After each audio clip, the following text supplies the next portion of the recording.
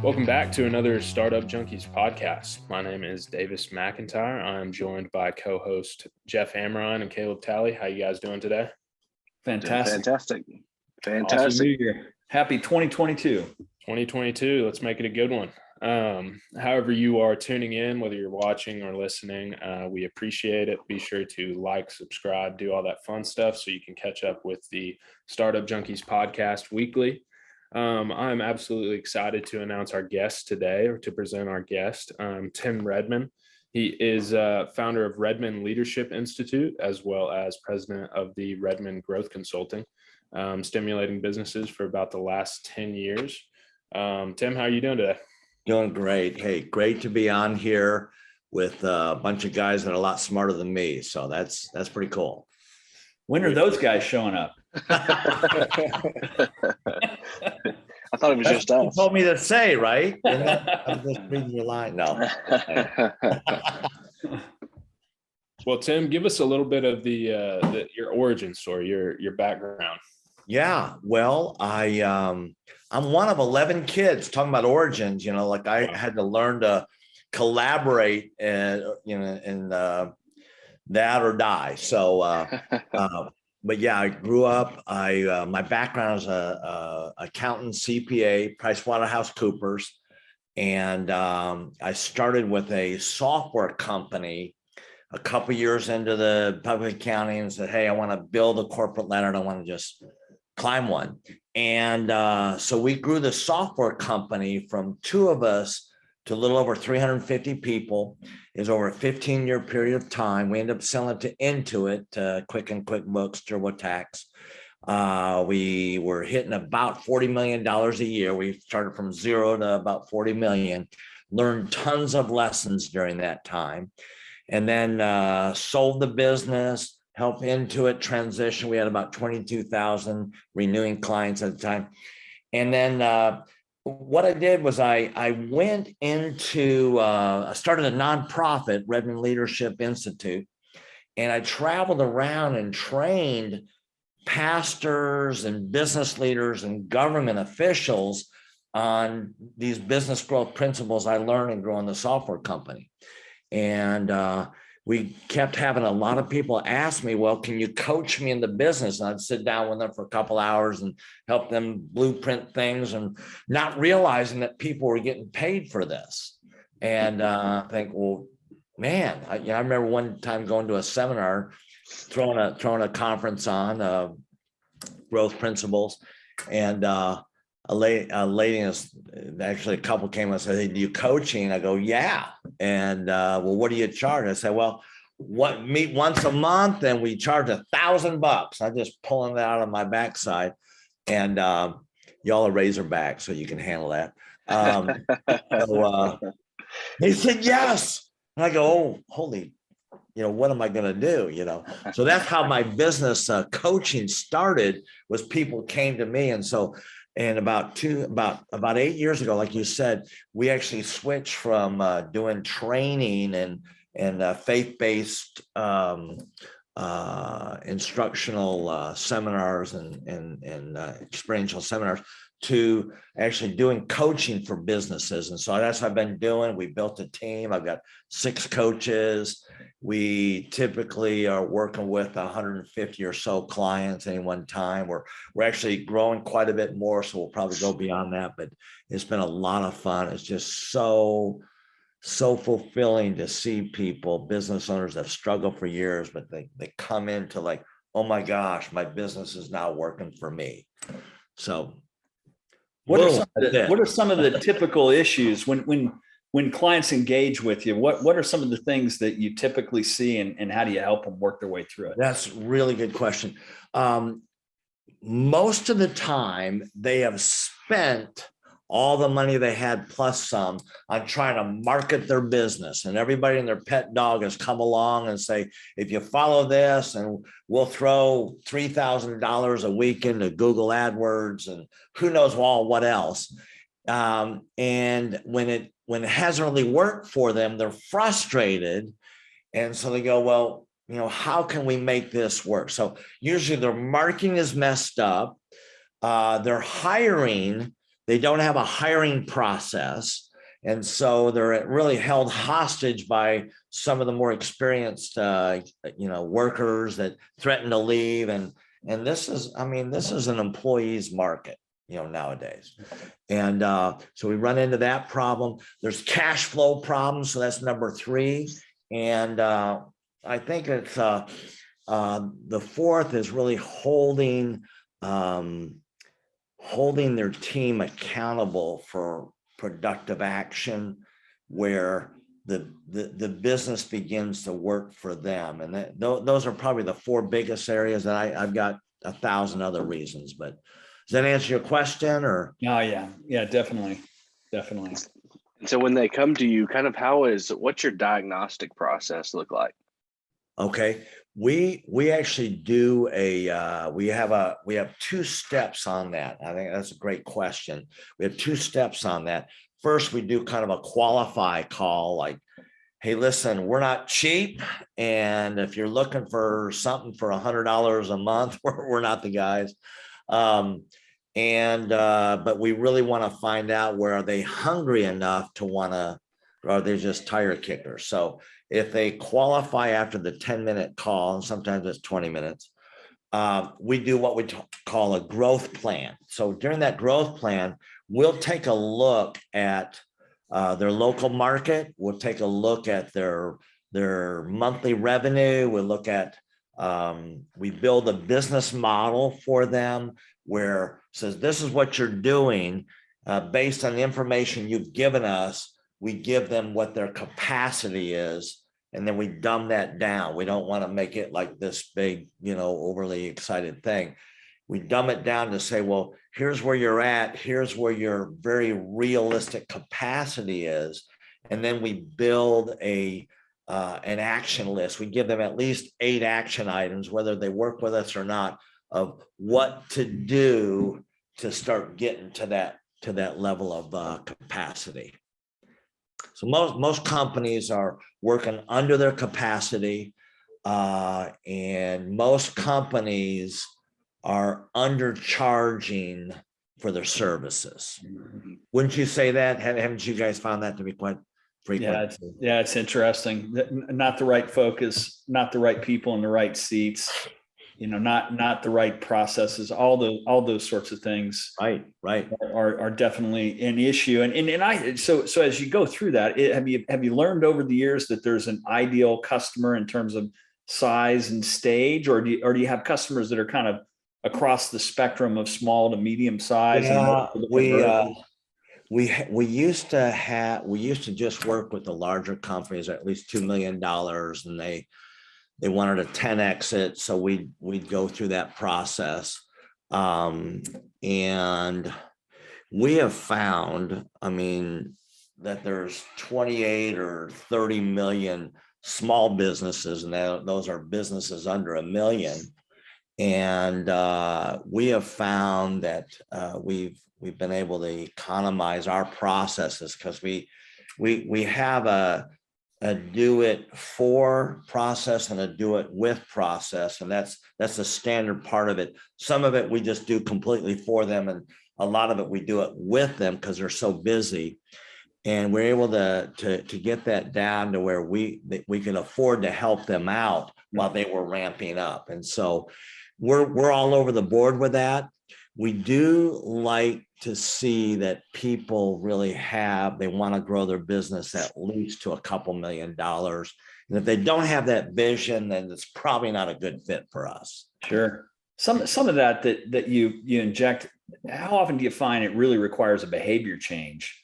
And when it does require a behavior change on the part of the company or the company leadership, how do you help them get through that? Yeah. This is what they pay you the big bucks, right? So, but I'll give it a shot at this. We have found that about 104% of our clients need a behavioral change. Okay, so I believe in coaching so much, gentlemen, that I am spending anywhere from $20,000 to $100,000 a year on coaching myself. So I will get different aspects of it just to say, hey, find tune this. What are we doing that's mediocre? Or maybe we're satisfied with our level of growth here. How do we get going on this more? So I take my own medicine, but everybody, if their now is not satisfactory, which 100% of the people that reach out to you, they're not satisfied with something, right? So their now is not satisfactory. And then we get really clear what their desire is or where they're wanting to go. Monthly revenue, what kind of capacity they need for employees or trucks, or we work a lot with contractors. Mm-hmm. We work with all kinds of businesses, manufacturing, retail, online, offline, just all kinds, but we really focus primarily on service companies, mm-hmm. Specialty docs, healthcare folks, but mainly going after the contractors. And so we will help build what does their business look like when you reach this 3-year goal. We don't go a whole lot beyond 3 years because a lot of our clients, and I love them, and we've got some people that were struggling, making $2,000 and $3,000 a month, and they're now making $30,000 to $50,000 a month in profits. And I've got real stories of this, and some even more. But a lot of them are just, they all need to change something what they're doing. And we have this thing called this contrast of saying, well, are they making a decision as a worker, or are they making a decision as an owner? So there's this tension here where a lot of these technicians, like Michael Gerber talked about, there's these technicians trying to grow a business, but they don't know a hill of beans about growing a business. And so we say, hey, listen, this is a worker's mentality, and this is going to keep you from growing this thing beyond it. It's interesting that it's like only 4% of all businesses in the history of mankind have ever gone past $1 million a year in revenue, and so it's like, wow, that's something else. So we help people get over that line, and we want them to make at least $250,000 a year. Otherwise, it doesn't really, if they don't want to make at least $250,000 a year, then we'll call whatever they have a hobby.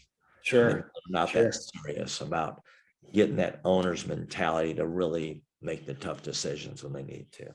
You've had the experience of building something that you scaled. You had a lot of employees. You exited to a larger company, kind of in every sense of the word, a scalable venture. You followed that approach with an exit. Versus now, you've got this consultancy. But I sense from the enthusiasm in your voice that you might like what you're doing now better than what you did then. We'll talk about it a little bit. Yeah. Well, I try to be where I'm at. There's a good friend of mine, Zig Ziglar. No, actually, everybody like to say a good friend of mine. Actually, I had to speak right after him at a seminar, so that was not fun. We were in the green room. He was your warm-up act then. Yeah. Right. So, some people remembered I was there, but nobody remembers what I said. They just Zig Ziglar goes all the way, but he always said, be where you're at. So I thoroughly enjoy this. Gentlemen, from a faith perspective, I have preached to 20,000 people, and that can be like, wow, this is ultimate. But I feel the smile of God is much on me helping a plumber that can't meet payroll and seeing him get to where he's investing in his retirement. He's taking his family on vacations. He's leaving the business. We have one plumber that specialized a lot in plumbers. He said, hey, I'm 52 years old, and this is the first time I'm taking a vacation. He was like taking a video of himself on a beach. We didn't even ask him to do this. He said, this is the first time of taking a vacation, and my business is making money when I'm gone. It's never happened to me before. He's 52 years of age. So that gets me up early in the morning. So yes, I love what I'm doing. I feel God's smile on what I'm doing. I love what we're doing here, and it's just a blast. And I get the privilege of training coaches in this system that we've developed, and it's just really fun to see them take off as well. So now, are you mostly focused locally out there in Tulsa, or is it all around? Yeah, we're in the United States and Canada. So we're all over, and we've had some folks from outside of those two countries here, but we're not trying to do that here. We're really focused mainly on the US of A, and we again, it's primarily contractors, so it's home builders, plumbers, electricians, anybody that does contracting services. We really specialize in that, but we've been very successful with a lot of other businesses, so a lot of fun. And you've mentioned earlier, one of the issues that some of these companies come to you with is, hiring. They've had trouble hiring, like you mentioned, it's an employee's market. It certainly is.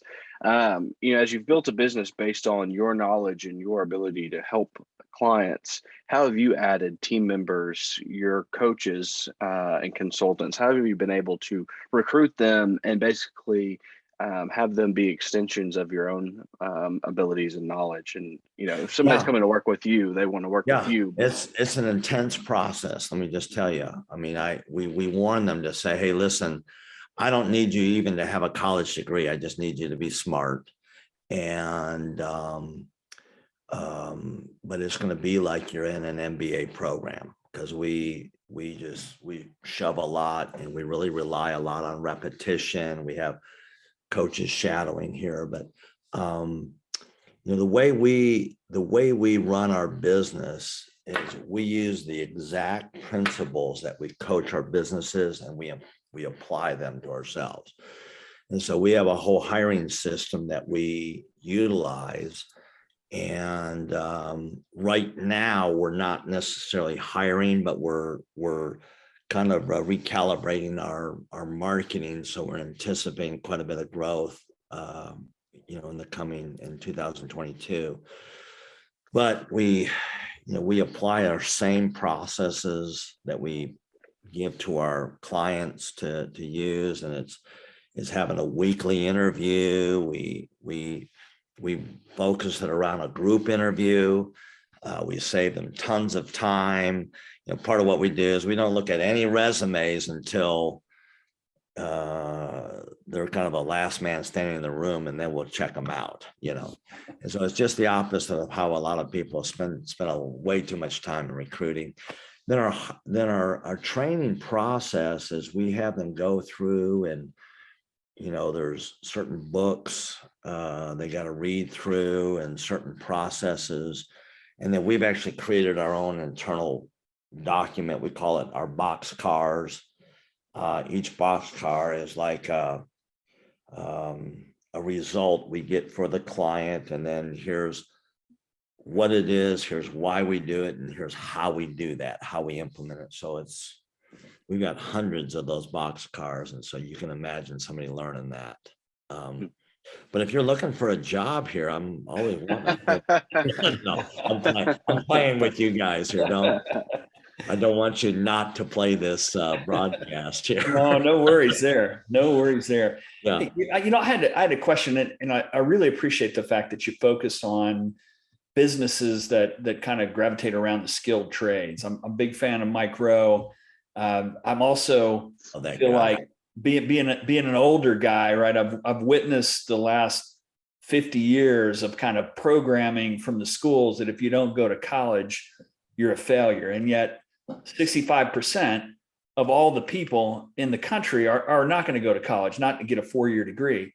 And yet things like plumbing and electrical and construction management, you can build fantastic business that are very hard to outsource and are also not going to be replaced by AI or automation anytime soon.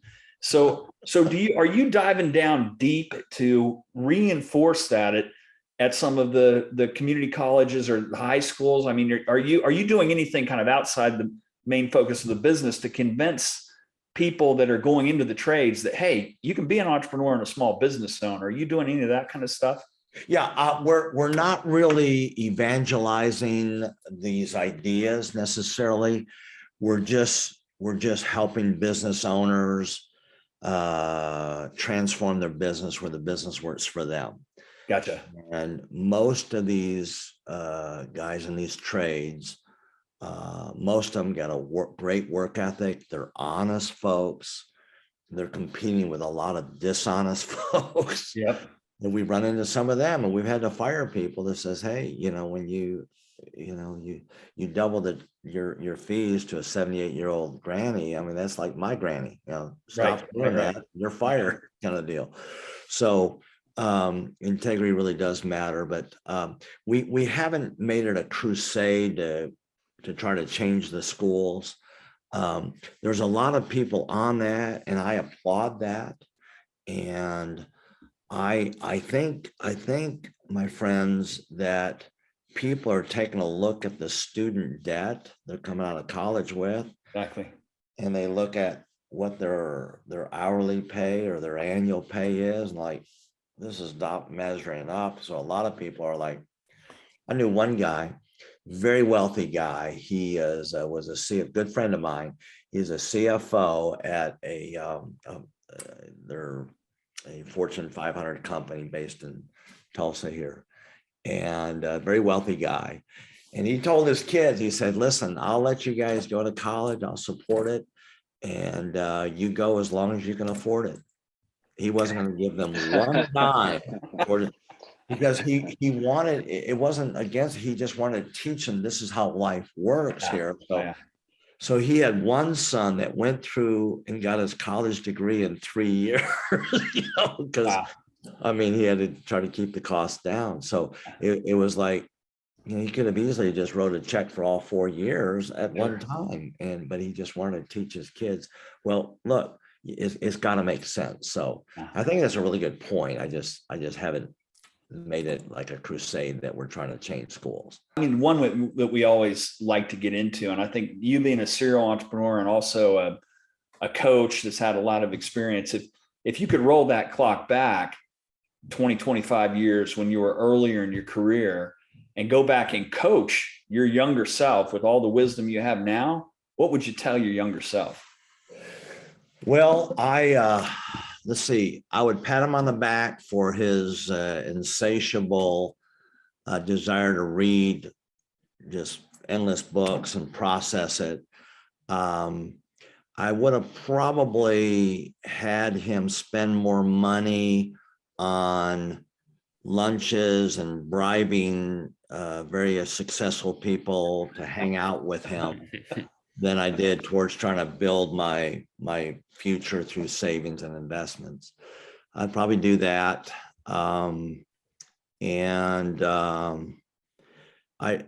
Had I known that coaching is what it is, I probably would have got into that earlier. I kind of stumbled into it, and it kind of bit me in the rear, and I turned around and finally got me. So I always knew I wanted to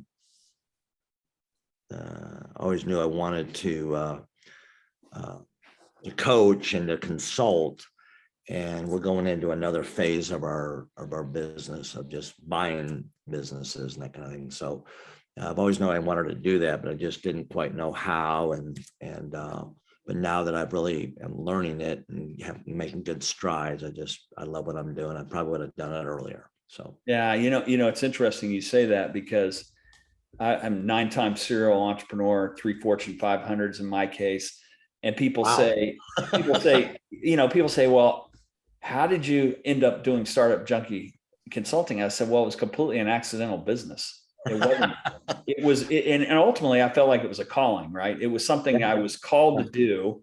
It was a winding road that I had no idea really where it was headed. And it's not that I was unsuccessful, but I felt unfulfilled, and that a lot of things that I did were not significant. Yeah. And all that's changed. And I get the same sense from what you've just said, that this is something that you feel like you've made that transition from success to significance because of the impact you're having. Yeah.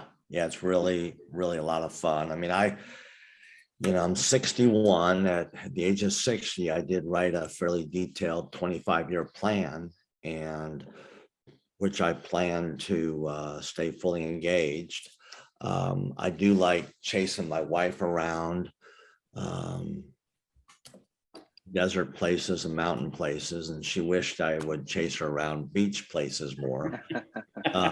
And so I'm learning to do that too. But so we have fun. You know, part of my goal is to have family gatherings and vacations together and fun places. And so we're invested in that. But I love work. I love helping people. I love seeing light bulbs go on and futures, positive futures forged. And so it's just been a That's blessing. great.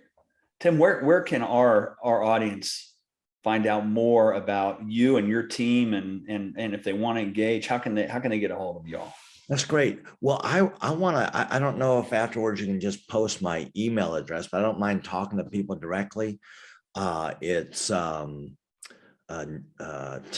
at Redmond Leadership Tim at redmondgrowth.com. So Redmond is like where Microsoft is based here, REDMOND, and then growth, GROWTH.com. And or they can look us up on Google, and they call, and that's actually my cell phone. I don't get a lot of calls from that, but I like to get close to that.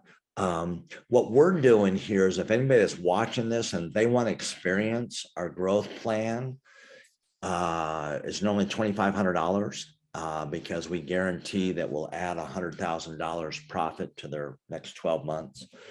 And assuming it's a already existing business.